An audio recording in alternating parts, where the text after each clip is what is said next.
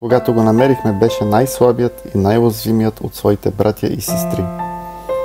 Докато те имаха пухкава козина, той почти нямаше никаква, а и гъбична инфекция го беше направила още по-безпомощен. С нашата любов и грижа той започна да се възстановява. В клиниката всички го опикнаха, не можеха да спрат да говорят колко кротък и мил е. Но Ерни и е много забавен. Когато спасихме един заек, те веднага станаха приятели. Дори си сменяха ролите кой да бяга.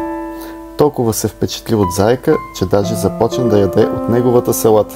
Да, Ерни коте, което яде марули. Но сега котето отново се бори за живота си.